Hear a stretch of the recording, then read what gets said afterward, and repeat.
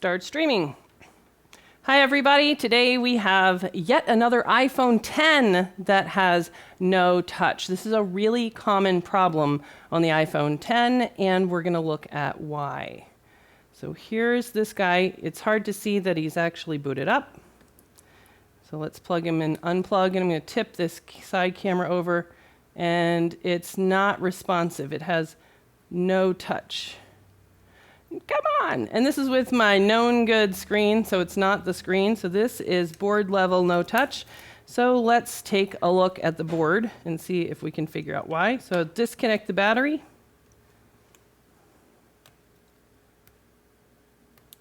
Take off the screen and the charge port, stick them over here. All right, so here is the iPhone 10 board, and as you guys know, the iPhone 10 has a split board where there is a top main board, and then there is a middle interposer board, and then the bottom board. And the problem with no touch is often in the connection of that triple layer sandwich. Top, interposer, bottom. There's a lot of failure points there. So let's look under the microscope on this particular case and see what is up with that. All right, so we're going to switch over to microscope view. Where's the microscope? Oh, okay, we got a demote browser. Go down. There we go, microscope. All right, so let's look at this board under the microscope, and we can see the sandwich where we have that bottom layer. Chill dude man guy. Yes, the one video I need on the iPhone 10. All right. So here's that bottom board. Then this gold thing here is the interposer board. And then the top layer. And we can kind of see this little sandwich all the way around. And as we look at this board, we're really looking for signs of kind of bend or twist. So all of that looks fairly straight, seems okay. All right. And then we can kind of see right there, do you see that sort of unevenness? It looks like a twist. Can you see that right? If you really focus right here, that is evidence of bend. And that's how these things go bad. It seems like the iPhone 10, buying an iPhone 10 seems to make you sort of really susceptible to domestic violence. I mean, we see this all the time. It seems like of all the iPhones, the domestic violence cases are really correlated with having an iPhone 10. I don't know if people are pissed. What do you mean you bought a $1,000 phone? I'll take your $1,000 phone. And they just slam it on the ground. They'll throw it into a brick wall. They'll shove it in a car door. It just gets really violent, domestic violence, intentional breakage all the time. And the way it causes problems is when it crushes and bends that board, especially right here. So if we look at that SIM tray, the SIM tray on the left, so this is the SIM tray down on the bottom board, and here's the top board that you can really see like, oh yeah, this would be the weak part right here, or the fault line. So it's like the entire board is a big fat steak, except for this little tiny, and you can stick tweezers in it. There's nothing there. See how this thin part of the board right there, man, that is like a stick of chewing gum. It's super, super weak. So we can even see what happens if we kind of wiggle, just slight pressure. Look right here at the connection of the interposer, right there at the connection of the interposer to the bottom board. Look at that. You can see it kind of twisting and pulling. Now I want to show you guys my favorite example of how to explain to customers this idea of flexion damage, which is never more clear than right here on the iPhone 10. Flexion damage occurs on the iPhone 10, but really only after a trauma. But it's super common on all of the other big bendy phones. And and the last time I used my little example was about 5 minutes ago, when a local guy who represents 5 or 6 local repair shops came in, and I showed him my little flexion tool. So I absolutely love this thing. I'm going to put it on the side camera so that you guys can maybe see it a little bit better.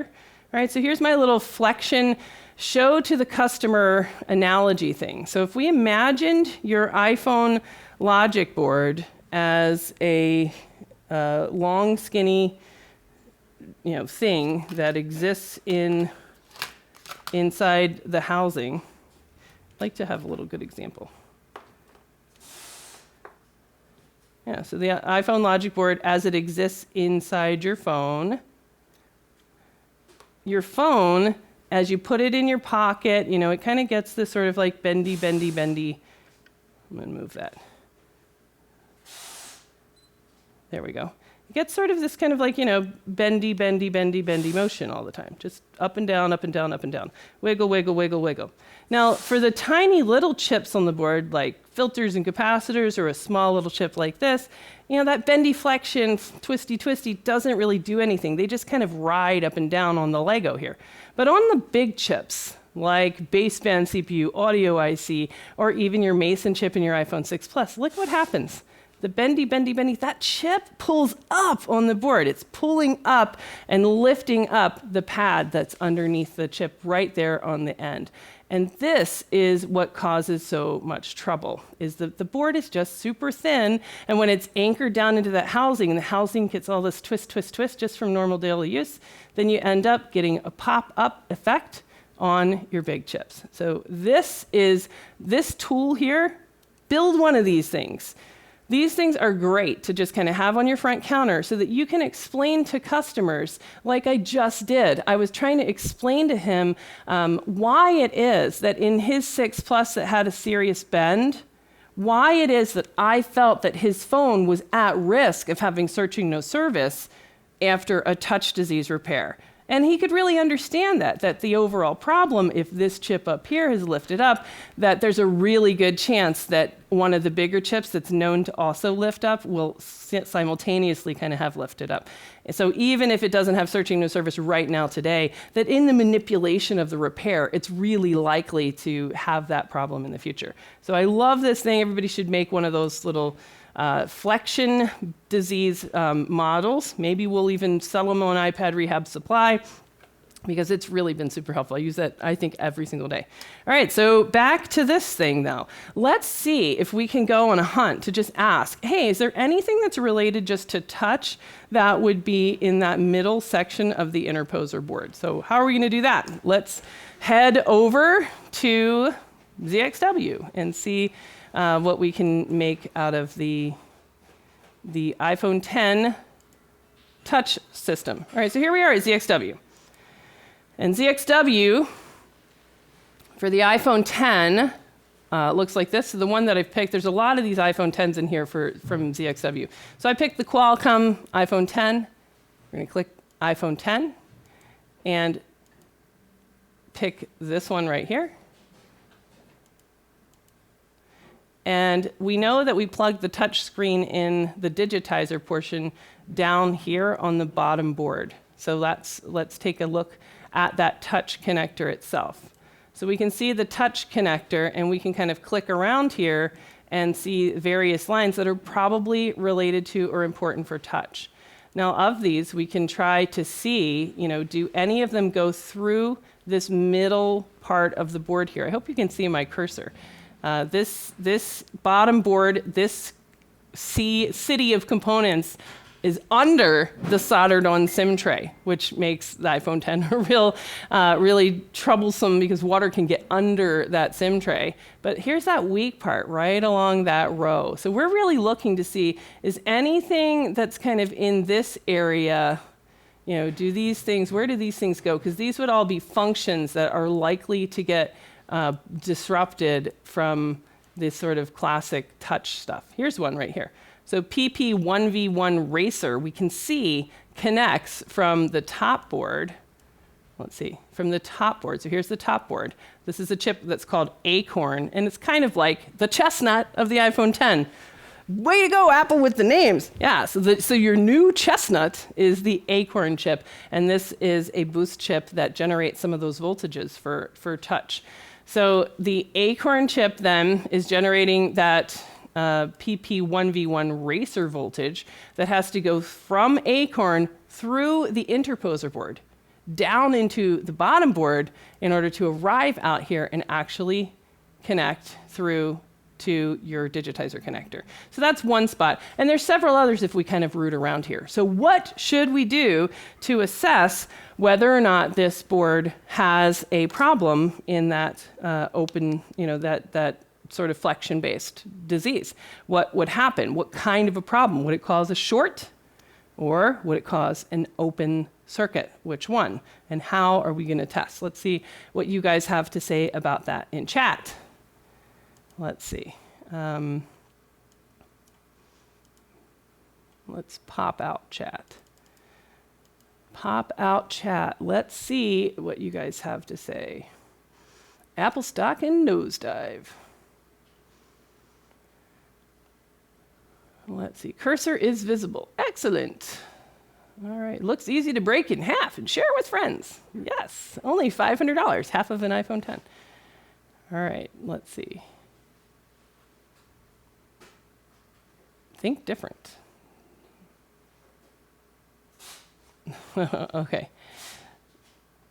All right. So chat is fairly quiet today as far as I can tell. So let's go back and think and say, all right, if you've got some kind of a bendy flexion going on here that's going to lift up on that interposer board, pulling up that bottom pad that it needs to connect to, that's probably going to cause some kind of an open circuit. Now, an open circuit is going to end up being measurable out here at the digitizer connector. So we'll be able to just kind of measure around at the digitizer connector, and we would have a higher than normal diode mode reading if there was an open, as opposed to a short circuit, which would cause a lower than normal diode mode reading. So let's go ahead and take diode mode readings. Now, in order for diode mode readings to make sense, diode mode, remember, is our kind of indirect measure of the relative resistance to ground of the line. So indirect. It's not really measuring resistance, but we're inferring resistance from the diode mode reading. So in order for diode mode to work, though, we need to have a known good value. So if we get a diode mode reading of 0.2, what does that mean? Is it high, low, or normal? I don't know. What's it supposed to be? And so that's the only reason that we don't use diode mode all the time, is because you need to have that known good to compare to. So how are you going to get that value? So in ZXW, for a lot of other devices, somebody in China has helpfully plugged in those values for us, and we can click in ZXW somewhere and find, resistance. I think some of them, like the iPhone 6 Plus, if you click on one of these, it will then give you the option to see the resistance, and it'll paint on the diode mode readings. iPhone 10, we're not so lucky. So we're going to have to do it ourselves. So one thing that we could do is just actually go out and buy a $1,000 iPhone 10, open it up, and take those diode mode readings ourselves. Or we could just be a helpful person. And the next time we see one, let's just go ahead and take diode mode readings, and then we're going to publish them for everybody in the repair community, because it takes a village. So let's look at that. So it takes a village. Where would you put helpful information, something that you discovered, a little tip or something to share, something you figured out? Here's where you can do that. You can publish that at, let's see, let's promote that. Let's see, let's go on a hunt. Let's go to iPadRehab.com, and from iPadRehab.com, let's go to the forum. So the forum has two sections. It has the hey, let's all share information and help each other out so that we can solve these problems together. And then it has the separate paid advice forum where you can sign up to be a subscriber. And forum subscribers, then we will come around and answer your questions with your monthly subscription fee. So it's kind of like a way to get your hand held and walk through, what does this measurement mean? What should I do next? Am I on the right track? If you're not able to come out to Practical Board Repair School. So you can always sign up to join the forum, but you don't have to. You can post for free in the free industry hangout, where you can talk about right to repair stuff or anything that you just want to kind of BS around the water cooler. And then here, it takes a village, community knowledge-based contributions. So there we go, it takes a village. That's where we're going right now, because in It Takes a Village, we have some great contributions. And one of them here Is this what we're looking for? Hooray! So thanks to Squid Billy, who is a forum subscriber who posted this a long time ago. This was back in the summer. This has been here since the summer. iPhone 10 FPC diode mode map. Let's see what he did. All right, let's see. Miles Blakesley just got to explain flexion damage to a customer with the iPhone 7 audio IC. Exactly, build the Lego. It's just super clear. All right, so here's what Squid Billy did for us. He spent a lot of time and made a really awesome iPhone 10 diode mode map. And here it is. So these are the different connectors in the iPhone 10. So this is the display connector. Here's ours, the digitizer connector, J5800. And then he's got all these other ones. Isn't this awesome? Thanks so much to Squid Billy for providing that for the community. And now it's time for you. Post something today. Post something in, some repair that you worked on, a case study, something like, hey, did you guys know this little trick? For example, one thing that I would post is, hey, did you guys know that with the iPhone 7 Plus, there's so many charge ports are really, really crappy. It's so much easier to do that repair if you take the board out and the charge port, connect your new charge port to the board, and then install that whole assembly, the board plus the charge port already connected, then screw it all in together. That's a great time-saving tip. Post things like that. Alrighty, so let's see then. We can now look to see all of the names of the lines at this digitizer connector and what the good value was on Squid Billy's iPhone 10 that, if we kind of go down it pin by pin. So we could start here on pin, let's start here on pin 1. So 135 is going to be the top row. And if we match that up over in ZXW, let's see, we can match that up in ZXW to look, all right, where's pin 1? Okay, pin 1's here, so it's going to match like that 135. All right, so let's do it. Let's see if we can come up with a match or a mismatch. Let's see, how are we going to do this on stream?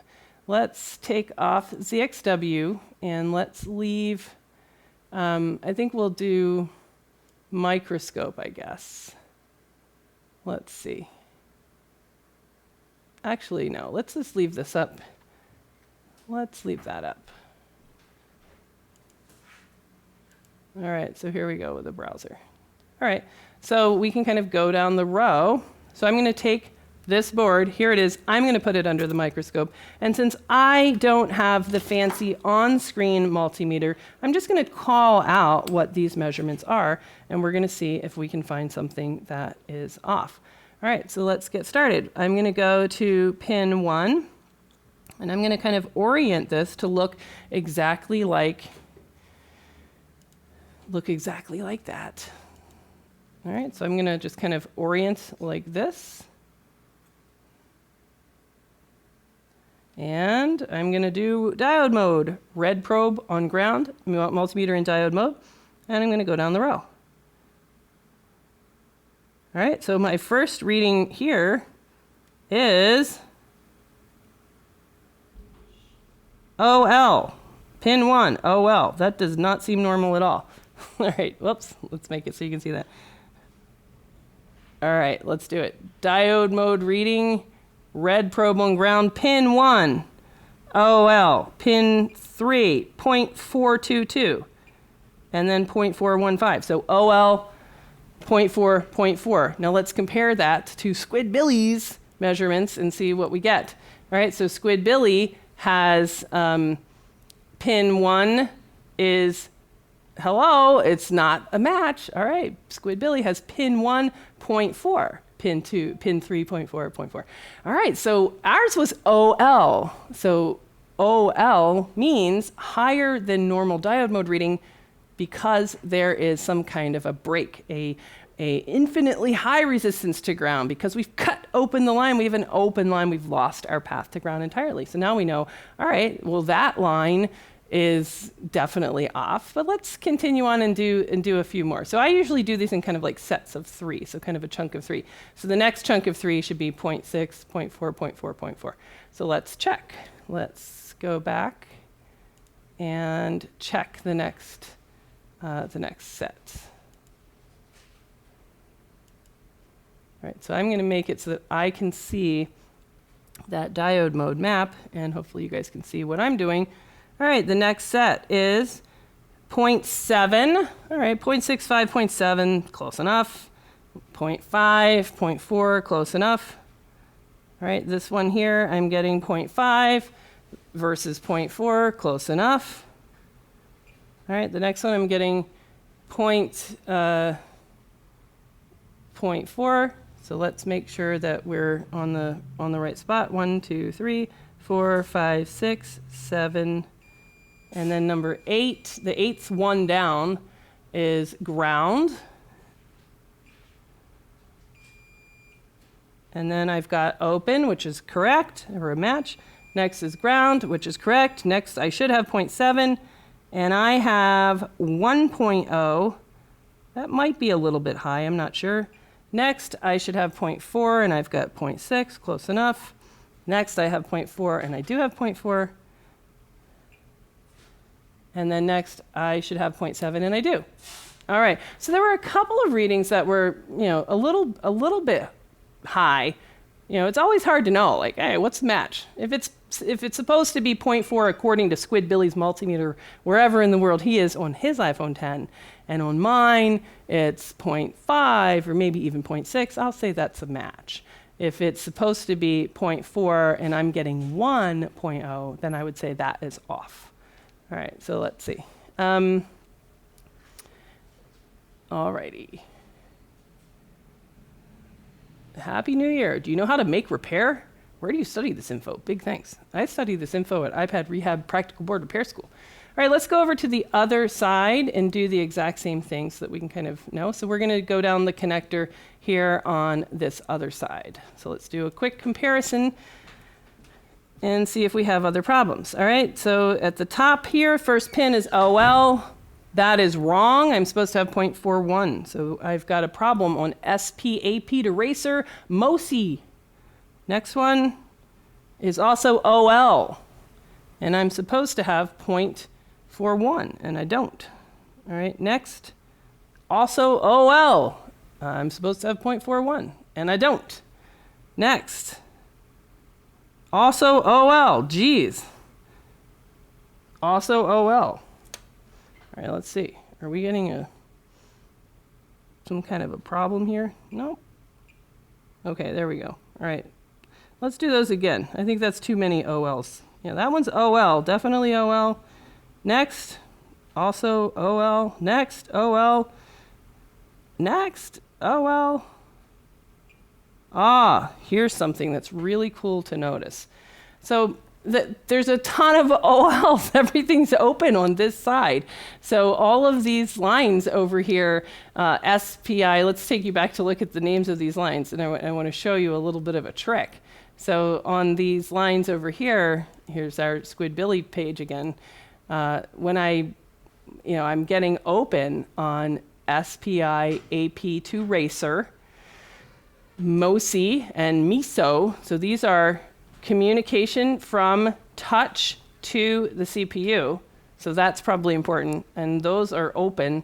I'm also open on this racer to CPU.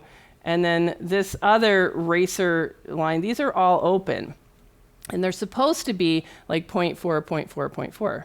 So let's do this. Let's see what happens to the multimeter. I'm going to put on the side camera so that you guys can actually watch the multimeter measurement. So let's put on the side cam.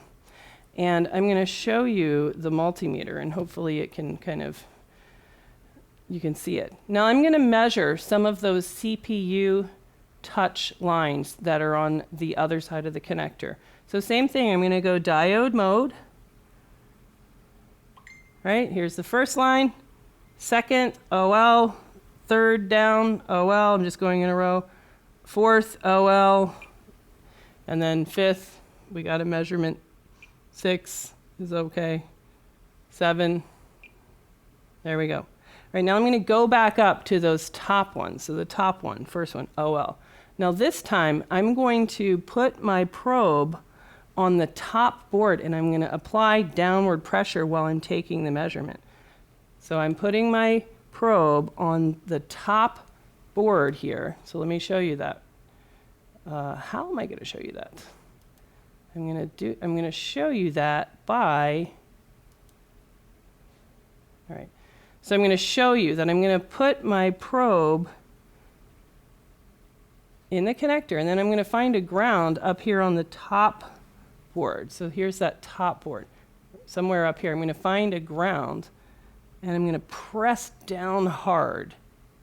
I'm pressing down, and I'm going to show you what that looks like on the multimeter. So let's come back to the old side cam. Where are you, side cam? All right, let's wake this up. All right, so now let's take this measurement with no pressure. It's OL, press down, and it stays OL. Nope, there we go, press down, and it goes to, I'm gonna press it really hard. I'm gonna break this probe. Hey, 0.45, that's normal. I'm gonna go to the next one. All right, let's see, with no pressure, OL, press down. Oh, I can't get that one to come back. Let's try it right there. Nope, that one's definitely, oh, there we go. Oh, it's hard. Come on. There we go. I guess this is like a little like weightlifting or your New Year's Day workout is to try to press on your iPhone 10 top board. Yeah! I am really putting a significant amount of pressure on that. All right, let's go to the next one. Let's see. Come on. Come on. Come on, baby. Give me a reading. Connect yourself. All right, that one is too far gone. All right, so what did that tell us? That tells us that, yeah, our problem is that we have a disconnect that we can actually solve with pressure down on that top board. And let's look at those lines and see which lines we're actually talking about. So let's go back to ZXW and see what's up with that. So ZXW, let's get rid of sidecam. And the lines that I was really pushing on was like this one here. Let's see, this one here. These ones. So these few would respond with pressure to kind of come back. So let's see, where does that go? This line here is called SPAP to racer MOSI. And if we click through a filter, then we can see, aha, look at that. It goes as expected. It goes up through the interposer board, and it's going to arrive at probably the CPU. Where does it arrive at? Let's see. Where does it go to? Yeah, there it goes. It goes to the CPU. So CPU through the interconnect board, and then it ends up going down the board, through there, clicking through, and then arriving here at the connector. So that's one of them.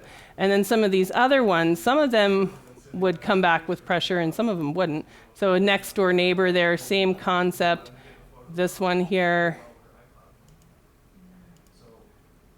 same thing. So they all go through that board. So there we go. So that is what is happening. We are having a disconnect of those touch lines just from a separation of that interposer board. So what are we going to do? How are we going to fix that? This is here for data recovery.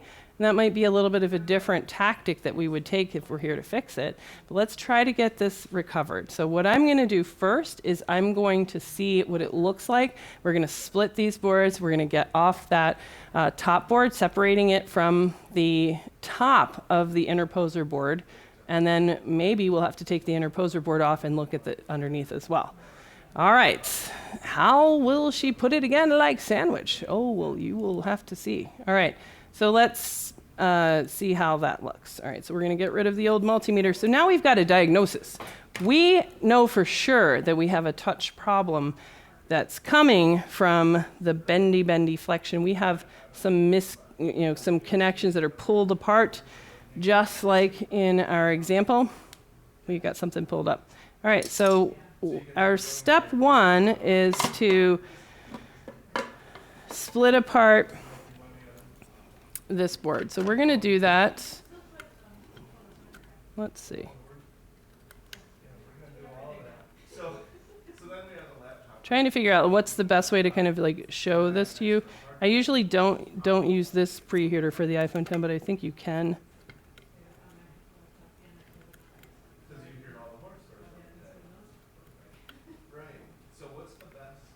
All right, let's see. You really don't have to. You really don't have to do anything with this board. It's pretty amenable. It's pretty easy. You can just kind of split these apart on the desk. The solder that's holding that top board to the interposer board is really low melt, like 150 degrees Celsius low melt. All right, so let's see about this one.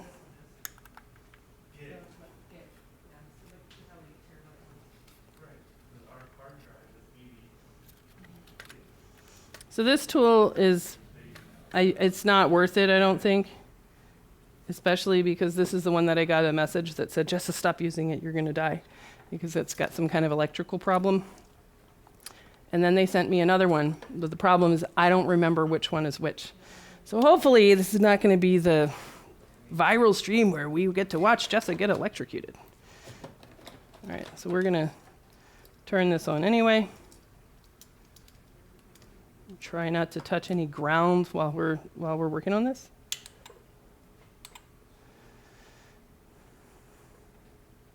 All right, so we're going to just kind of let this heat up. Totally an unnecessary aside. And then I'm going to just apply a little bit of top heat. And what this really does is it just kind of holds that bottom board down and allows me to use the IC remover tool to just gently flip those boards apart. So let's give that a shot.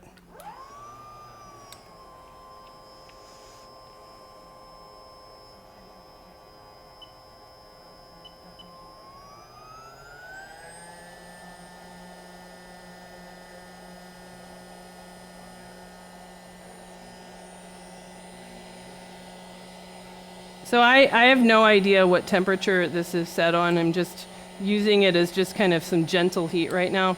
If it gets too hot, I'll turn it off.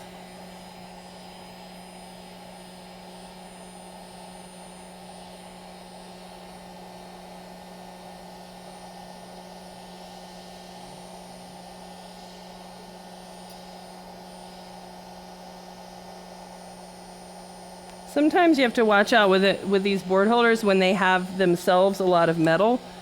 Then you will end up having it take way longer than you're used to because you've got such a big heat sink. This might be a better spot.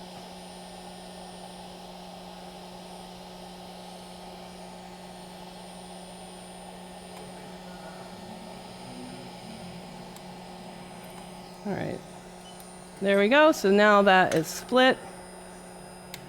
And I'm going to turn that off.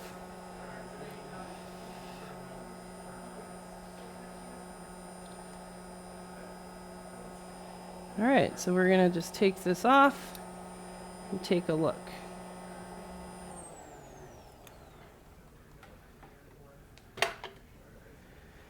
All righty. Let's look under the microscope and see if we can see anything. All right, let's see. Let's take you guys with me. Get out of here, Sidecam. Get out of here, ZXW. And we're back to the microscope. One of the tips that I have for when it's time to put these boards, oh, that looks very weird. Let's make that camera go down. No, not you. There we go. All right, perfect. Okay. If you do want to put the boards back together, then I think one of the easier ways is to just leave it alone and to allow the, kind of like the clean lift concept. Some of these are dull gray and oxidized, so if those ones are required, you'd have to look that up. A lot of them are not required. A lot of them are just grounds.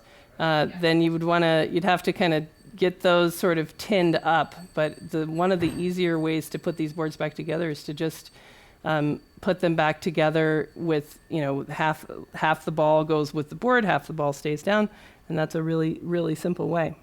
All right, so let's look around and see if we notice anything over here. And look at that. So we have missing pads that are right here in the corner of this board. Missing pads in the corner of the board because that is exactly where our problem is, right? Let's look at that. I'm going to flip this back so that it kind of makes sense back, and I kind of put it back together. Remember where we were measuring? We were measuring right in here, and we were saying, oh, we're getting all these OLs. And where were the spots that were, coming up as OL? And let's see, they are right here. That these thin traces, the tiny, not the pad, but the trace, like a lily pad on a stem. The lily pad is just ripped from the stem, so that little stem is what was either making poor connection on some of them or flat out torn. And that is why these pads stayed with the interposer board when I lifted off that top board. All right, so let's look up and see. These ones in particular are torn, but it may be that many of these are kind of loose or not making good connections. So let's kind of investigate a little bit. Let's ask ZXW, what are these 1, 2, 3, and 4, what are those for? Let's check it out. So to ZXW, let's check it out. All right, over here at ZXW, we are looking at, let me get oriented so that I don't tell you guys the wrong thing. Let's see. We are looking at a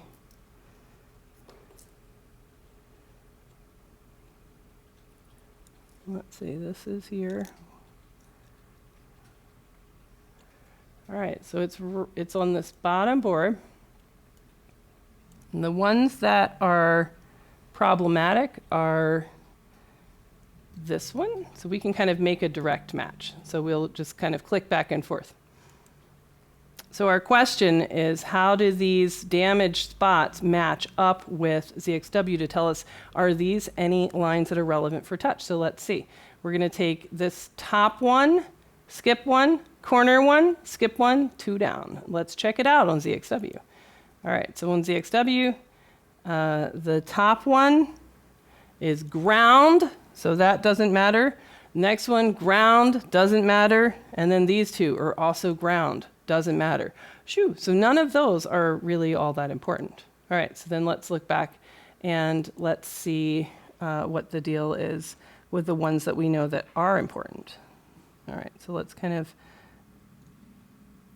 measure. Let's find like some of, let's go back to ZXW and find, all right, for this line here, for example, if we go through the filter, which dude on ZXW is the right pad for that line, and this is that Racer Mosi line. All right, so the fourth one down on the inner line. So let's see what happens if we just probe from here. Do we have continuity from this pad out here to pin 1 or to the first pin of the connector itself? All right, on mobile, there's no way of hiding the chat in landscape mode. It seems to be blocking a lot of the screen and gets distracting. That is something that I cannot help you with. I do plan to make some edited videos. So I am recording this video, and I've got a guy that I'm going to see if he can do some editing so that we can kind of cut this down and get to the point. But these are live. We don't know what's going to happen. Maybe this thing will never be fixed. Who knows? Maybe we'll never get data. All right. So what we're going to do now is we are going to check the 1, 2, 3, 4th one down to see, do we have continuity from here back to that connector? So let's do that measurement. So you'll be able to hear a beep if we get a beep in continuity mode or not.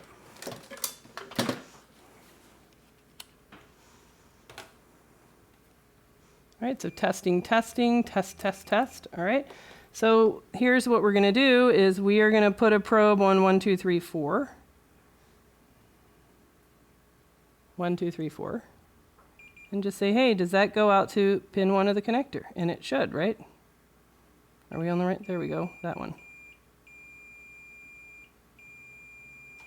All right, so then we know, what does that tell us? That tells us, like, all right, great, that the joint between the interposer board here and the pad under that thing that goes out to the connector, that's good, that's intact, at least for that line. Now let's check our other lines. So one of the other ones that was coming up open line was this one that is the bona fide pin 1. And where does that go? That goes to the third one. So we should have a continuity beep between the third one and over there. So let's see what that looks like. All right, so the third one there. Let's check. All right, 1, 2, 3. The first one here is ground. So 1, 2, 3 to pin 1. Do we get a beep? We do. All right, so that's telling us, okay, good, that the connection at the bottom of the board seems okay, and that our open line that was relieved when we pressed on it was the connection between the top of the interposer board and that top main board. So that's good news. All right, let's try some of the other ones just to see if we have a problem here with our bottom board or not. All right, let's click over here, and now we've got a test from pin 3 in the connector. We've got to test that to however many down that is. 1, 2, 3, 4, 5, 6, 7, 8, 9, 10, 11, 12, 13. Let's check on that. All right, so from here to number 13. 1, 2, 3, 4, 5, 6, 7, 8, 9, 10, 11, 12, 13. All right, good. So we've got a beep there as well. All right, and let's see if there was another one. Where does this one go? The second one was also open. All right, and that goes to 1, 2, 3, 4, 5.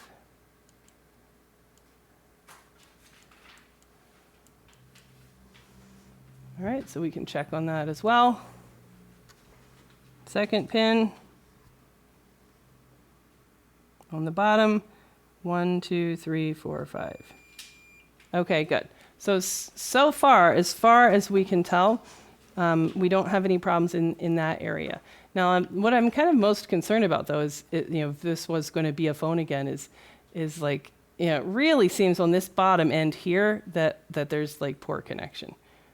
Up here, all right, I can buy that that's okay. I'm really concerned about what's there. So let's kind of investigate and see what kind of stuff is going on in that corner before we leave that spot. All right, let's see. So this corner down here, what kinds of problems could we expect? So let's see, PP1V8S2, there's 3 or 4 of those. All right, Wi-Fi, mostly on this corner though. Speaker amp. Ooh, PMU to BB USB VBus detect. Maybe it won't charge. Hydra to AP force DFU. Bluetooth wake. Wireless Wi-Fi stuff. This is a cell service power amplifier temperature line. And then this one's a touch line, AP to many B-Sync. Let's check on that one since it's kind of in that sort of corner area.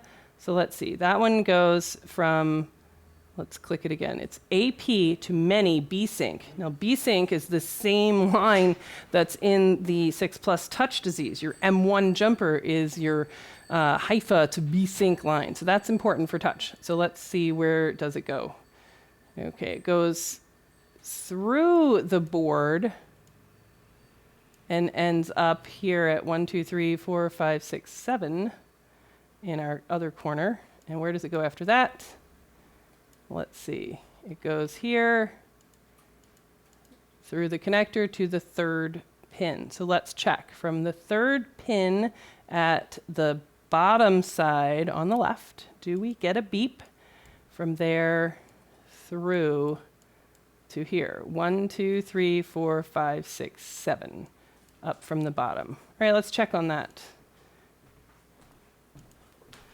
It's so hard to, it's funny, like streaming, one of the hardest things is just remembering numbers. Like, what was it just now? Like, it's hard to keep like clicking back.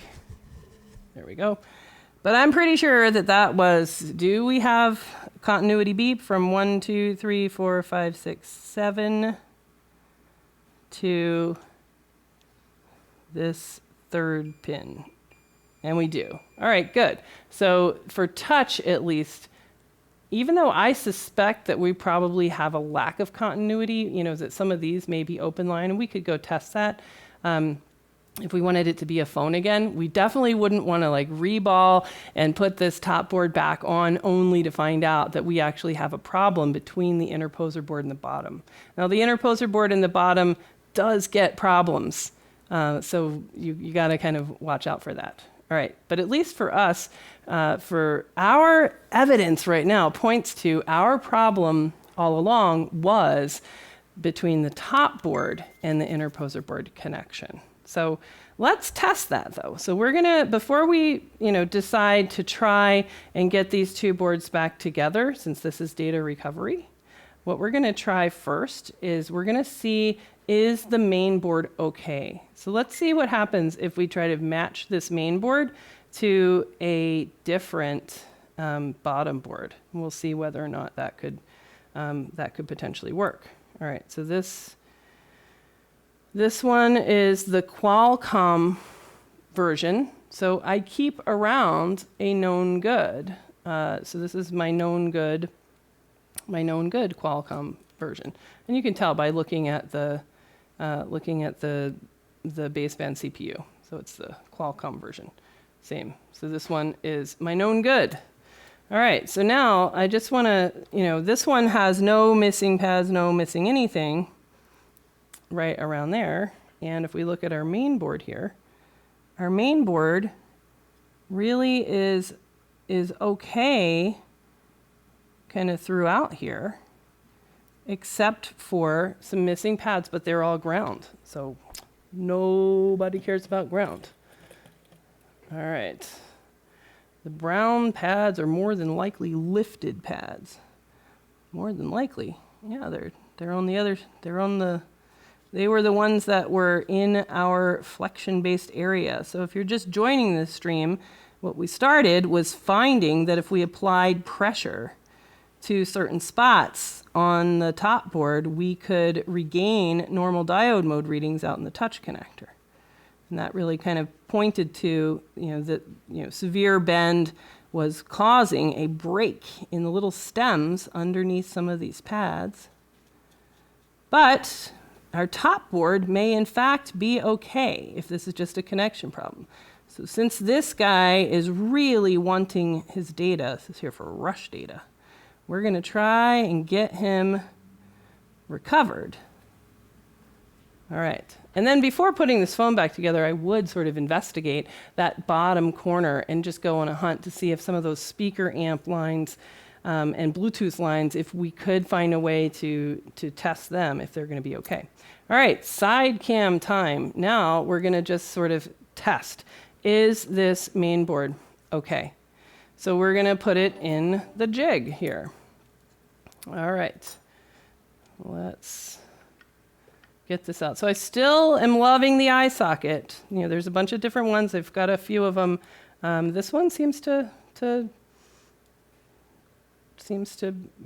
work pretty well. It does get kind of like flux, like it's been a while since I've used it. So the flux on here might be holding it down. So I'm struggling to get this sucker to lift up. Come on, bro.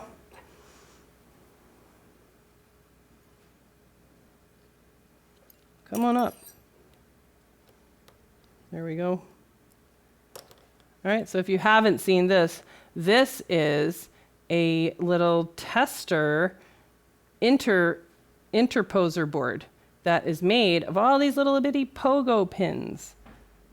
I don't think there's a way to get that to be happy. Yeah, these little tiny cute little pogo pins. Let's see. Yeah, this is a DIY tester interposer board with these little pogo pins that themselves will go up and down with pressure when I connect the two boards together. So I can build the sandwich of the iPhone X main board with a known good bottom board. Now in the past, You know, you couldn't just swap two boards together, and you still can't if you want it to be a phone again. However, because of iOS 12 no longer cares about your baseband CPU having the correct ID for the boot chain to boot up, it will boot up if it's on iOS 12, regardless of whether or not the baseband CPU on the bottom board is mismatched, which of course it is going to be mismatched. So let's put this sucker together and see what happens. It kind of gives us a nifty way to sort of test and even recover in this. So we're going to put this together. There we go. So we've got my bottom board. Something's holding that up. Yeah. Little piece of solder. All right. Let's build our little sandwich.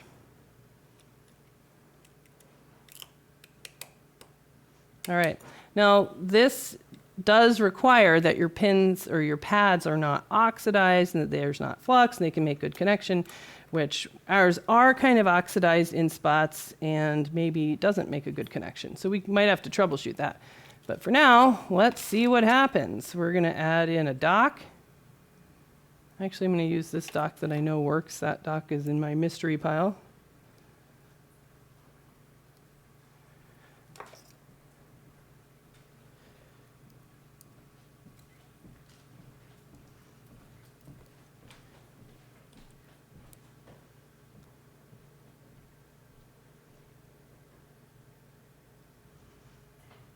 All right, so we've got a screen connected and a dock.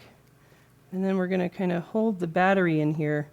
This is what I want. This is the whole reason I bought a 3D printer. I haven't yet worked it out, but I want to make a little 3D printed ledge here just for the eye socket so that I can put a battery there without it coming loose. All right, let's see if that can work or not. All right, let's see. Does it boot?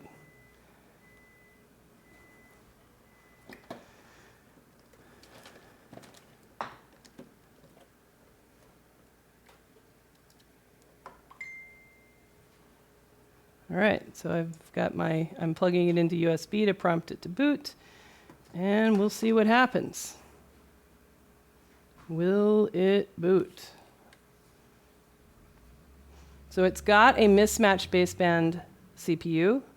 So if this phone is not on iOS 12, then it would boot loop, in which case we'd have to update it to be on iOS 12, and then we would ask it to boot again. So we'll see. It looks like it is booting, so we'll see. Do you have an update on the right to repair bill? So it does boot. Do we have touch? Nope. There's no real update on the right to repair bill because it's not legislative season. So these are state bills. So there's not a bill. There's many, many bills, one in New York State and one in, I don't know, a handful of other states, more each year. And the legislative season kind of starts to get underway now, but every state has one big thing they have to do, which is pass their state budget. And then after that, in the spring, that's when they start going to look around and say, what is the one thing that we can really do this year? What are people really loud and cranky about? And the right to repair, that's when lobbying really is important, because you have to kind of create this squeaky wheel that gets the grease then. So they have a very limited amount of time. And in my impression, every state senator, assembly person I've talked to is super dedicated. They're there constantly. And they really seem to care, and they're trying to do the best that they can. But they kind of have this sort of situation where there's easy, yeah, let's just approve that, that's obvious, or that's super straightforward that they can kind of get done. And it's something like right to repair that would be really huge and have a lot of impact. I think that's really hard for them, where they're like, it seems like a good idea, I'm not really sure if this is the right bill, And it can take years and years for it to kind of just through repetition and coming up again and again, hearing about it, for it to grow that momentum. So this spring, that's when everybody needs to be writing about it, commenting about it, asking about it, talking to customers about it, writing and going to visit your Congress people, your state people if you're in the US, and getting it in the news. That's what creates that sort of, noise that then the legislators feel like this is the thing that we're going to do this year. All right, so with touch, sometimes I like to give it a second to settle down, because sometimes touch is just kind of squirrely. Yeah, like you can see right now that this board is not doing a good job on its, I know why it doesn't have touch. The touch connector is come off. All right, I'm going to reboot it then. I do have the little extender for screens, but I'm not sure if it works either. All right, so we've got that touch connector on there a little bit better. I plug it in. Since I know it boots and I really want to ask it about touch, I'm going to try to hold that on there. But I love the eye socket, I do. Yeah, look at that. It's just it just wants to come up too much. All right, this will be nice and janky. Perfect for iPad Rehab Channel. All right, so I'm going to hold that touch connector on there so it doesn't fall off while it's in this jig. And let's see. Alrighty. Jessa, you need 2 more arms with hands. Then they would make fun of me at the grocery store. All right, now let's see. Now does it have touch? Yes! Ha-ha! All right, look at that. Okay, so now we have touch. And there we go. So now we have concluded that our problem was definitely just the poor connection between the top board through to the bottom board, which is as expected because that is the weak point. So on these, you can use a jig like this if you have your known good bottom boards where you know that interposer is on that bottom board, which we are connecting through the interposer on the bottom board. Pogo pins are now helping us to tie that top board in with appropriate pressure so that we can enter in the passcode, get this to connect to a computer, and we have a path to data. So that is really great for this one. So the next step for me is going to be recover this guy's data. Since this I thought was going to be a case of no touch due to that broken board, and it indeed is. So it's important to get his pictures, get his backup, get his messages, contacts, everything that this guy legitimately needs. And then we can give it a shot and see if we can actually get his board put back on. We don't see any missing pads. I wanted to show you my technique for repair of these missing pads. It's really, I really like this technique that I use all the time. So we'll have to wait for a better case. The only ones that are actually missing pads here are the ground balls. So after, I'm going to take a break here, get this recovered, and then we'll see if we can do getting his top board back on. And then we'll see if we can kind of get that thing to have touch so that this can go back working. We'll see. All right, so that is it for this one. No touch is solved just by identifying the problem and splitting apart those boards, getting it into a jig where we can apply that pressure ourselves. This is a great way to take advantage of the iPhone X split board, where if you have a problem on the bottom board, who cares? Just get a known good bottom board. If it's on iOS 12, then it's going to boot, and that is fantastic and makes data recovery really, really possible on a lot of these iPhone X. Alrighty, that is it for this one.